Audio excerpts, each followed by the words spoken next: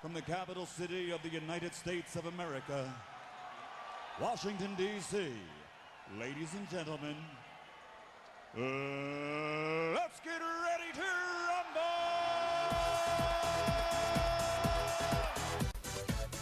Hey guys, today's intellectual grudge match is between the reality of submarines versus the alleged reality of the International Space Station. So let's introduce the contestants and see how they match up.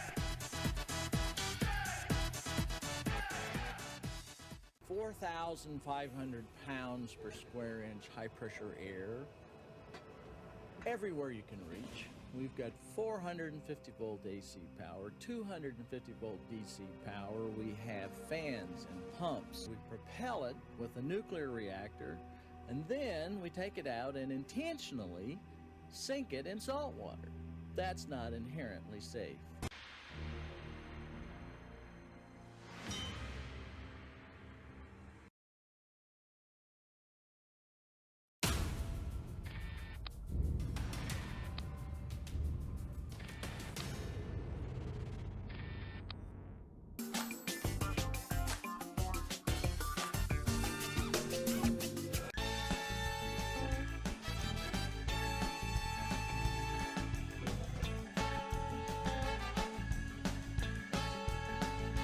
Have a birthday party in space, and by mistake one balloon goes and can ruin the whole party. Yeah. But it's neat to blow a balloon up and then let go of it. It goes. Oh, cool.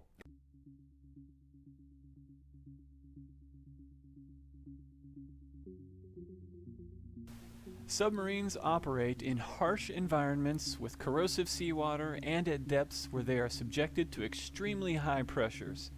A submarine is a complicated ship with thousands of pumps, motors, generators, turbines, and valves that have to be kept in proper working order.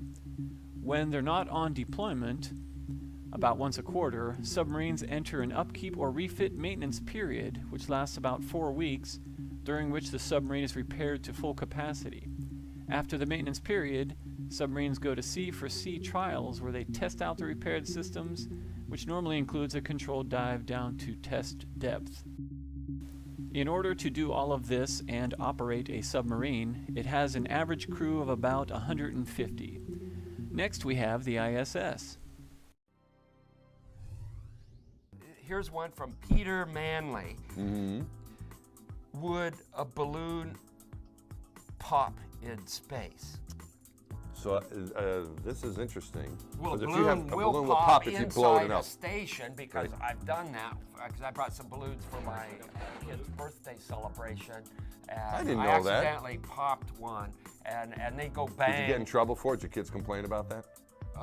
No, Did they know about it? They didn't know about it.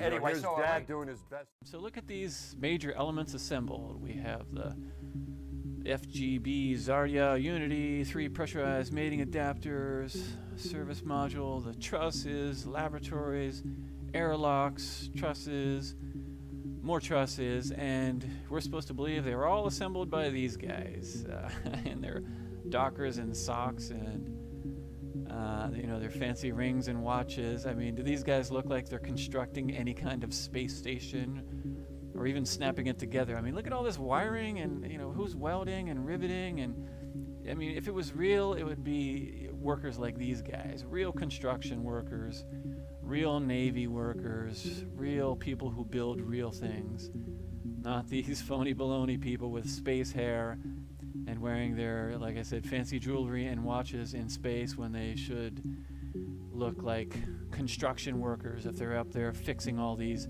adapters and valves and pipes and maintaining the space station. But anyways, so what kind of crew does it take to actually construct and then maintain and operate this gigantic space station in the most extreme environment known to mankind? The answer is about 5 men or women, depending on the rating. So, next round.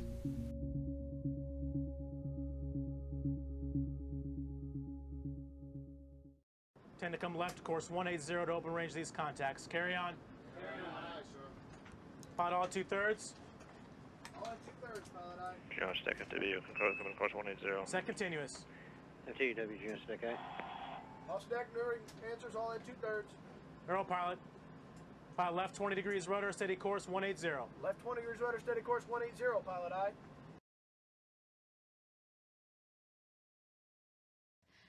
And what I find super cool about being a flight controller is really the ability to sit on console and command, a few things. And the entire International Space Station, which is, say, the size of a football field, can rotate 180 degrees. And that's something that I can do as a flight controller. So since I can't be an astronaut, I think it's the next best cool thing to do.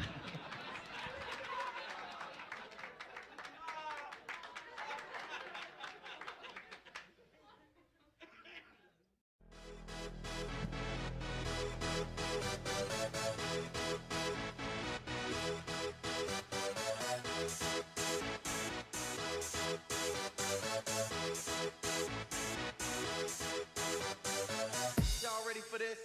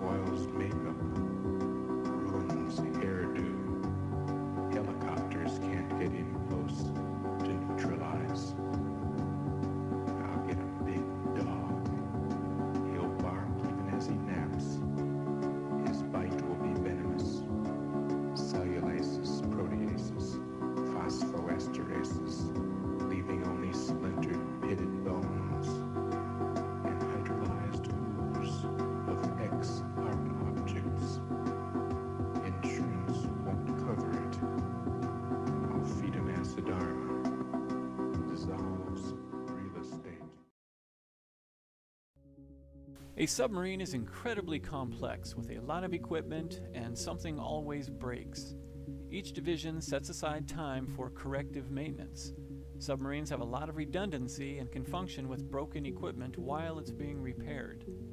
Navy ships have a maintenance philosophy called preventive maintenance, where equipment is maintained according to a set schedule, just like getting an oil change every 3,000 miles. Submarines operate on a 6-hour watch cycle. The crew is divided into 3 watch sections, and each section stands watch for 6 hours, then gets 12 hours off. During those 12 hours off, a crew member eats, sleeps, trains, and conducts maintenance. As a result, the crew operates on an 18-hour work day. Then there's the engine room, which houses the main engines, electrical turbine generators, electrical motor generators, distillers, and oxygen generators. Now, submarines normally have 2 of everything, and this is because a lot of stuff breaks and you just can't run down to the hardware store when you're underwater or if you're up in space. So they have 2 main engines, 2 electrical turbine generators, 2 motor generators for charging to and fro the battery, and sometimes 4 of them depending on the submarine's class. Also 4 main feed pumps, 4 condensate pumps, etc. And the 2 biggest threats to a submarine are flooding and fire.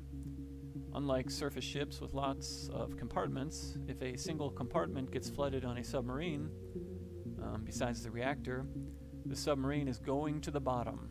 The compartments are simply too large, and even with an emergency blow, there isn't enough reserve buoyancy.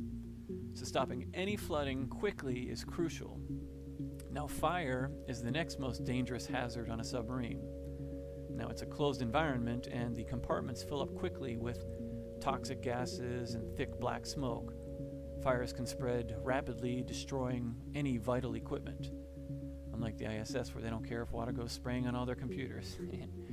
So the crew of a submarine trains constantly, both ashore and at sea, perfecting their skills against these two deadly contingencies. Submarine crews conduct engineering drills, ship drills, fire control drills, drill after drill, with the crew fighting a never-ending affliction of things that could possibly go wrong. And ship-wide, the crew runs flooding and fire drills, attempting to anticipate every type of malfunction that could occur. They're deadly serious on the submarine, unlike someone we know. And last but not least, we have the batteries on a submarine. Nuclear submarine batteries, they're small compared to the batteries of diesel submarines, and they'll provide power only for a few hours before becoming drained. So before that happens, the submarine either has to be at periscope depth, which with its emergency diesel generator supporting electrical loads, or have identified and repaired the fault in the reactor. The submarine's battery isn't one battery, but typically 126 or so battery cells connected together. And each cell is quite large, maybe 1 by 1 by 5 foot tall.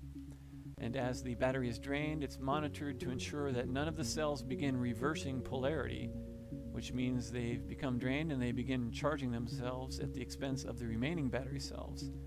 And at that point, you're in big trouble. So, and it's very strange that they only get a few hours of battery power on a sub as their backup when that's all the ISS operates on. So, that's very interesting.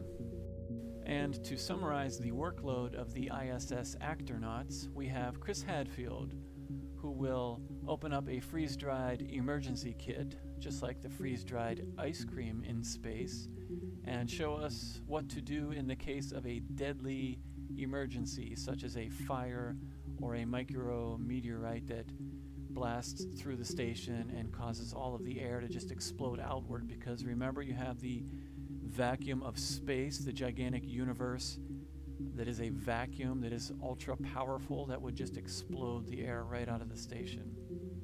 So let's hear what he has to say. And you, of course, want to protect your eyes. So you put on goggles, and you want to protect your mucous membranes and your lungs. So we put on a mask, try not to break it. Okay, so now I have my mask and my goggles on, and then we want to protect our hands. We have special gloves that protect us against chemicals. They're called silver shield gloves. So I put on my silver shield glove, and now I am ready with various types of absorbing things. And in fact, we have some great big ones, special soap mitts that we could put on top of a nasty spill, and then at the end of it, if you have the right type of combination, you could hold it in your hand and carefully pull off your glove.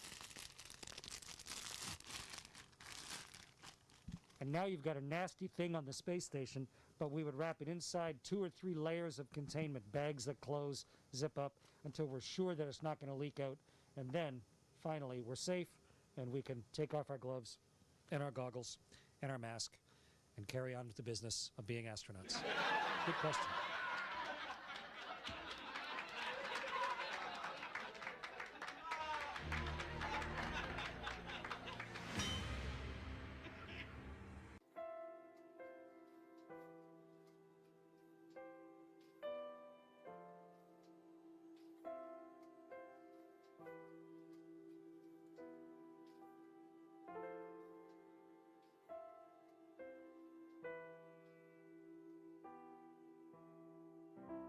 Ground control to Major Tom. Ground control to Major Tom. Lock your Soyuz hatch and put your helmet on. Ground control to Major Tom. Commencing countdown, engines on. Detach from station and may God's love be with you.